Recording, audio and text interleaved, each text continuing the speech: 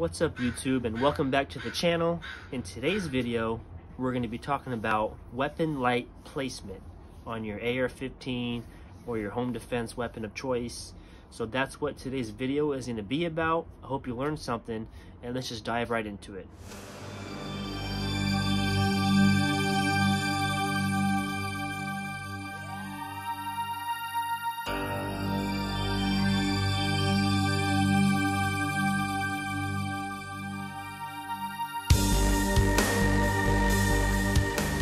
Alright, so I don't want this video to be too lengthy and too boring for you. So I just kind of want to make it quick and give you some pointers and some rule of thumbs when getting your first flashlight on your weapon. Okay, so I have two weapons over here.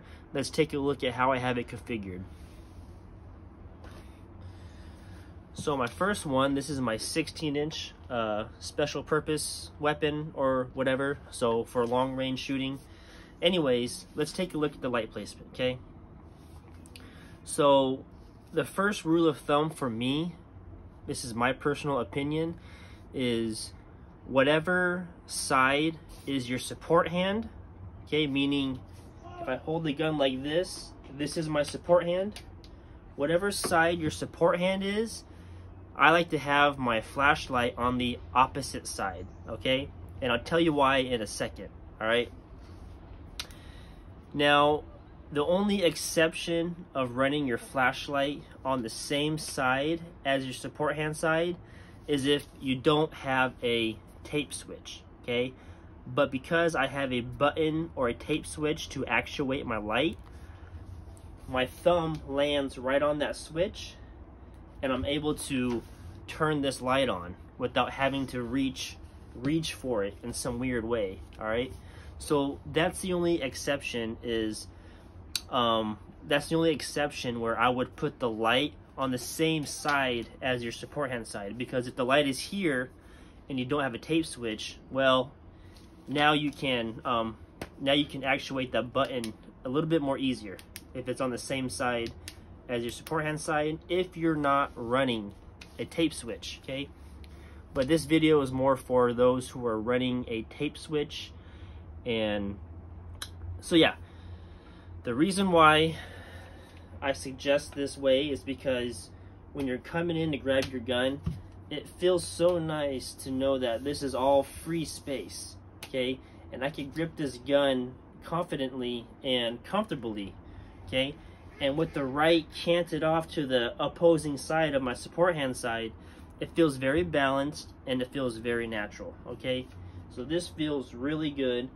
And I'm able to actuate my light with these buttons or whatever, and it just feels good and it feels natural and it feels balanced, okay? So that's my first rule of thumb. If you're running a tape switch or button for your light, whatever hand whatever side is your support hand, your flashlight should be on the opposite side, okay? Now the second rule of thumb to look out for is where, okay, on this weapon are you going to place it, as far as is it going to go down low, up high, or somewhere neutral, okay? I've seen it done all ways, and I've tried it a few different ways, but the way that works for me is neutral, okay? So not too high, not too low, but right in the middle, and I'll tell you why, okay? The reason for that is you don't want the head of your light, again, a personal opinion, you don't want the head of your light to be directly in line with your muzzle device, because a muzzle device is very aggressive, especially if you're running a brake or something like this where it has ported comps, okay? And there's going to be flash and fire, and there's just a lot of concussive energy coming out of this muzzle device. And if your head of your flashlight is directly in line with that, over time there could be some issues with your light.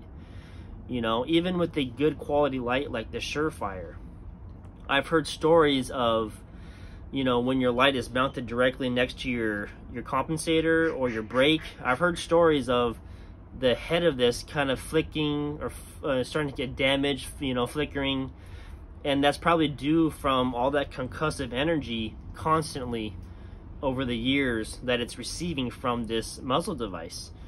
So a good rule of thumb is bring your light as far up as you can, right? But still just under the very aggressive part of your muzzle device. So for me, these ports are gonna be, you know, splashing out a lot of gas and energy. So I have my head directly under my ports, okay? Now you don't want your light too low because you're gonna get a lot of shadowing from whatever muzzle device you have, you know, because when you turn this light on, you're gonna get a lot of shadow from this device and it's gonna obscure your hotspot, okay? And we don't want that too much, right? Because we want our light to be as most effective as it can be. So the less shadowing you have on your hotspot on your light, the better, all right? So those are my two rule of thumbs. If you're running a tape switch or a button like I have, put the light on the opposite side of your support hand, okay? If you don't have a button or a tape switch, the light should be on the same side as your support hand. That way you're able to reach for that button on your light, okay? Second rule of thumb is bring the light as far up as you can to prevent too much shadowing from your muzzle device or your suppressor, but not so far up where it's directly in line with the aggressive parts of your muzzle device, okay? So mine is just under these ports. So I'm gonna get some gas splash over my lens, but I can clean my lens after each range day and I'll be perfectly okay. But what I'm doing is I'm preventing any issues you might get with your head, because you know these lights can be pretty expensive and I want to make sure I take good care of it and that it lasts a long time. So bringing this light down just under the aggressive part of your muzzle device, you're doing yourself a favor and, you know, expanding the lifespan of your expensive light, okay? So that's the rule of thumb for me. Now let's take a look at my other build. This is my home defense weapon. This is an 11.5 inch barrel. So I have a similar setup, right? I have less rail space to work with, so I went with a mini light. So this light is a few inches shorter. It's a shorter package for a shorter package weapon. Now, this one, it looks the same as that one, but it is a little bit different. If you look at my ports, where I have that light lined up,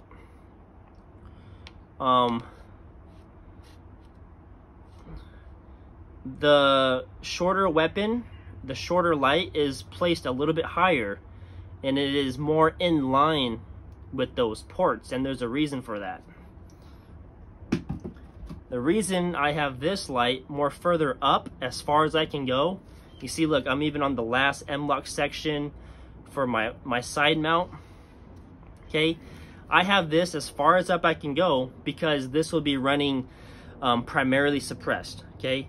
So with a suppressor on here, that suppressor is protecting my light. The rule of thumb for running a suppressor with the light is you want your light to be as far up as you can go, okay? Because look at this. Even with my mounting system, I have this on the very last M-lock section. This is as far up as I can go. Even still, look at all that shadowing I'm going to be getting with the suppressor on, okay? So when I shine my light down, I can see it right now. I have a good center hotspot, but on the left side of that hotspot, there's a huge shadow from this freaking huge suppressor, right? So this is just an example of what it looks like when you have a light and a suppressor. See the suppressor shadow on the left-hand side of your hotspot? You can see how this light is just beaming off of the one side of the suppressor, causing that shadowing to occur. So a good rule of thumb is if you're running suppressor, put your light even more further forward to minimize that shadowing. So that's something to consider, something to think about. If you're running suppressed, you want your light as far up as you can go to minimize the shadowing on your hotspot, right? Because we want our hotspot to be very effective. We don't want too much shadowing on our hotspot because we want to be able to see more.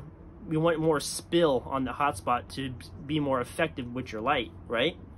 So yeah, that's just a quick rundown on my lights and how I have it set up on my weapon. So that is a brief video on weapon light placement on your firearm. I hope this video helps someone out today. This is just my experience. I'm not an expert. These are just things that I learned and things that I messed around with and what works for me. So hopefully you can take a few things from that and find something that works for you, right? So just want to say thank you for all the subscribers that I have.